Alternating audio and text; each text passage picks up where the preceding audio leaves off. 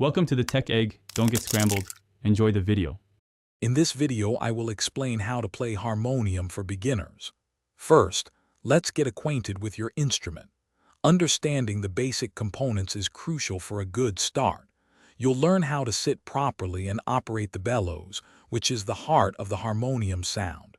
We'll also cover the air stops, essential for controlling the airflow and sound. This foundational knowledge will set you up for success. Now let's make some music.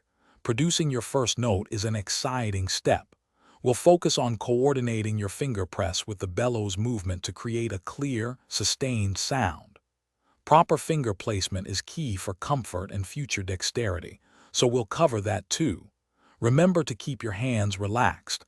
This will help you play more smoothly and for longer periods. Building on individual notes, it's time to explore scales and chords. We'll begin with a fundamental scale like C major to help your fingers navigate the keys.